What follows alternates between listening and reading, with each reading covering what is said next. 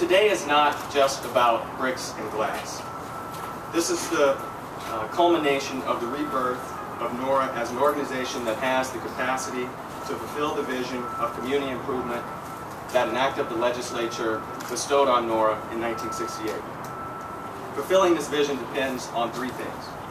The first is the capacity to deliver transformative projects and leverage the funds entrusted to us as best as possible. We've proven this in our NSP2 program, our commercial corridor projects, and creative thinking on the use of vacant land. The second is the relationship between NORA and City Hall must work. We cannot do it alone. NORA's legislation says that we work in and for the City of New Orleans. One of the pillars of the Mayor's Blight strategy was to refocus NORA to be a strategic partner with the city in turning around vacant and abandoned properties. What I can say today is our relationship is strong, and for that I'd like to thank the Mayor, the Deputy Mayors, Brian Lawler, who oversees community development for the city, for their continued partnership and support of NORA. The third piece is facilitate link and leverage. This is something the Mayor talks about all the time. We are only successful when we are working in partnership with the community. We owe much of our success to our partners and our national partners that continue to guide NORA in the right direction. And for that I want to specifically recognize Enterprise Community Partners. I see Michelle Wetton is here with us today. NeighborWorks America, I see James Ross is here with us today. And the Center for Community Progress. Nicole Heyman wasn't able to be here today. They're having their national meeting in D.C. All that being said, we look forward to working with all of you. We will continue to be a catalyst for revitalization in the City of New Orleans. And welcome to our home. Thank you.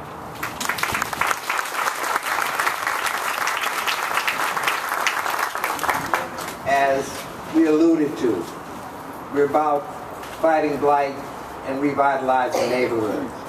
One of the things that we always are interested in with our politicians is their accountability to us. The next person I want to introduce to you has been accountable, has set goals, has achieved those goals, and has many more goals to achieve. Please welcome our Mayor, Mitch Landrieu.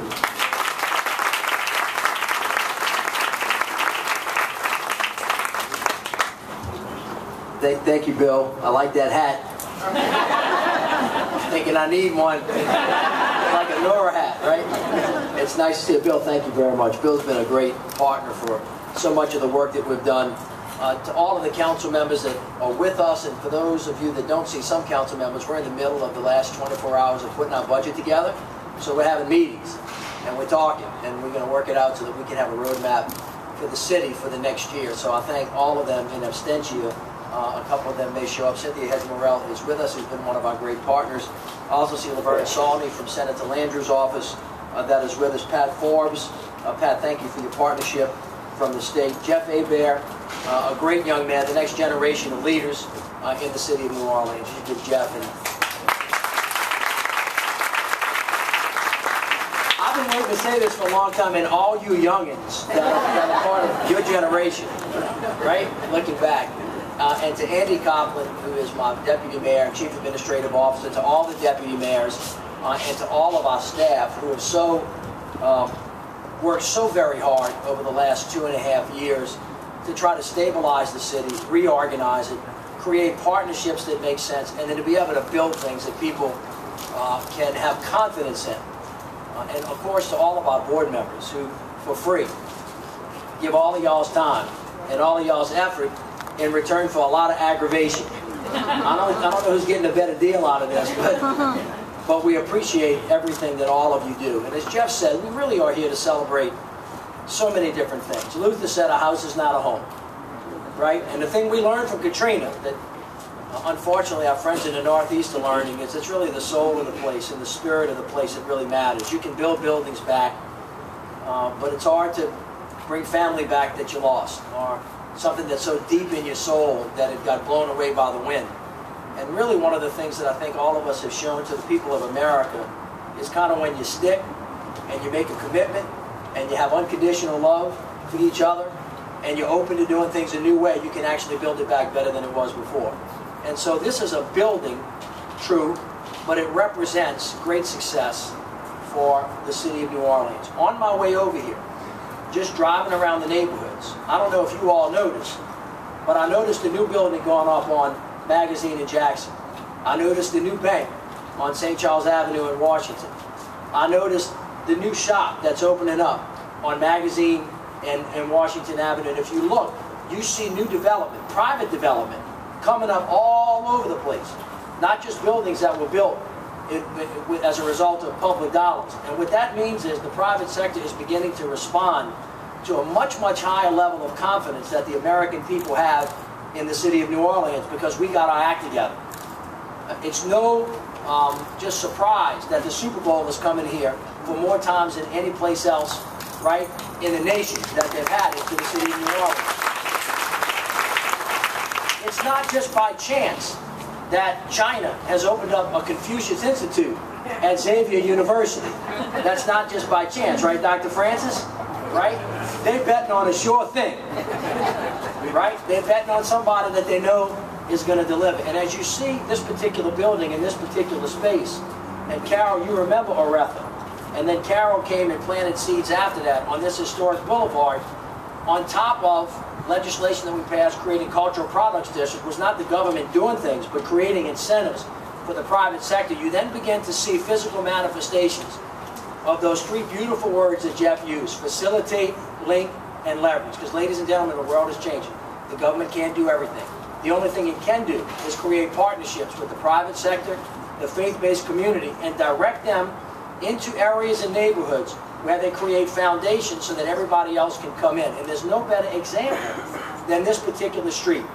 Carol and the Ashe Cultural Center was there. JJPL was there. So many folks have come back to this place.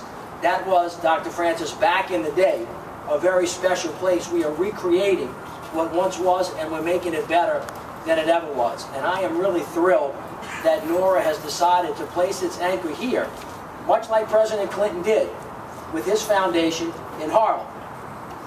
Right? So we're walking on a pathway that we know has been trodden. On top of that, you see it as a part of a much larger community redevelopment, and then you see it as an engine, not just to rebuild this neighborhood, but to rebuild neighborhoods all across the city of New Orleans. Because it took us a couple of years, right, Councilmember Singleman, to kind of get it right. To get all the horses pulling in the right direction, right? And the council member, as the chairman, along with the board members, have now finally kind of gotten it together. And the city of New Orleans, who found out that blight was a major problem, went from doing a little bit of blight reduction, 196 the year before we got here, to 8,000 in the last 2.5 years that we have gotten here. And not just tearing down stuff, but rehabilitating stuff, and then making sure that all of the assets, private, public, not-for-profit, move in the right direction so the city can start to take off. So I'm thrilled not only with the work of NORA and the decisions that they have made, but I'm also thrilled that they've decided to kind of put an anchor in this place on top of the work that so many other of you have done on Oretha Castle Haley Boulevard. And so, Father Michael, if you have not done so already, if you're doing it in the beginning or the end, just offer my thanks to the big man as well for what everybody has done. God bless you all, and thank you very much.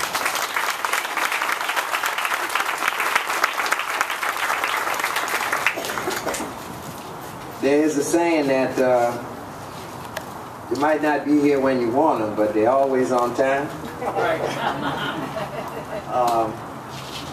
My next speaker for you, I've called her senator for so long that it gives me pleasure to introduce to you the interim council person for District B, Diana Bajoie. Please give her.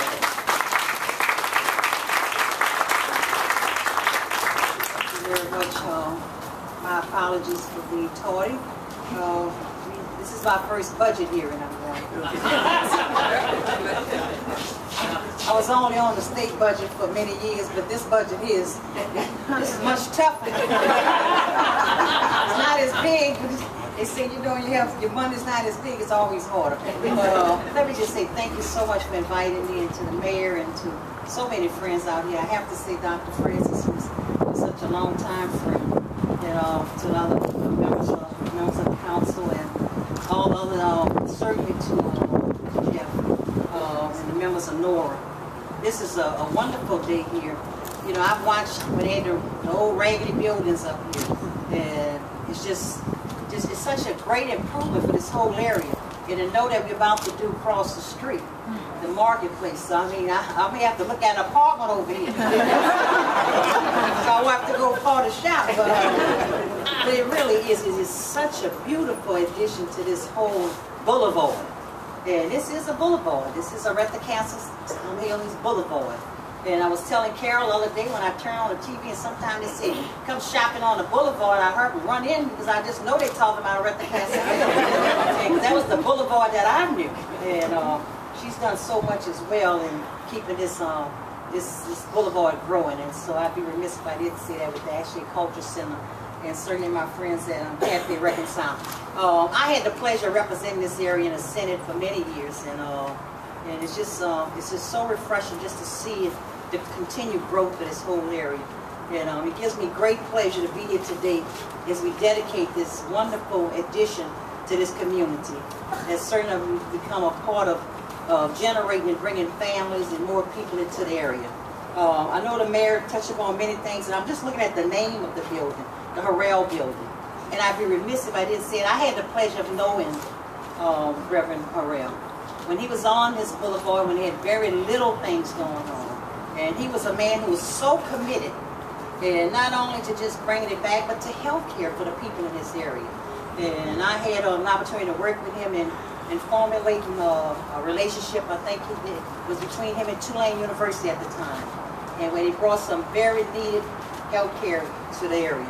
But it's just so many things, and I don't want to take up all the time. I know they have other speakers, and I'd be remiss if I didn't recognize the former council member, and who's also such a great part of NORA, Councilman Jim Singleton.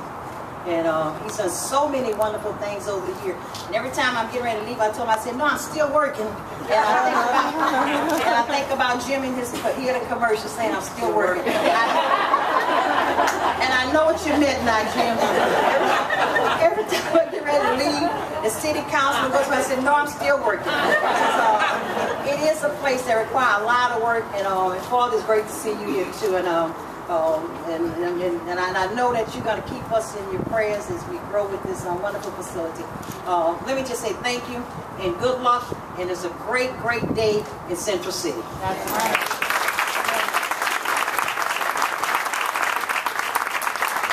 Just a little personal privilege, because I'm getting ready to go back to City Hall and I'm going to leave y'all. But there's an election coming up, and soon Senator Bajoie is going to be out of a job. I want y'all to know that. Now, hold on. So, what I wanted to tell you guys is, when there was a vacancy on the City Council, we needed somebody that knew what they were doing. We knew somebody that represented the best that the city of New Orleans had to offer. And I called this young lady, and I asked her, please, would she come back during this most difficult time? Because she talked to y'all about the budget, but she didn't tell y'all she used to be on the Senate Finance Committee.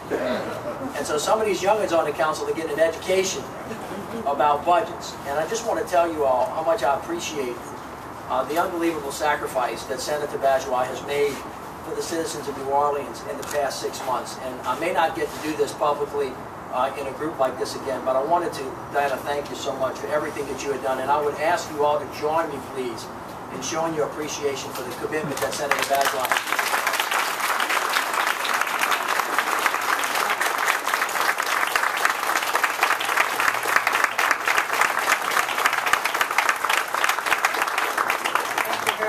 I don't know if I want to leave now.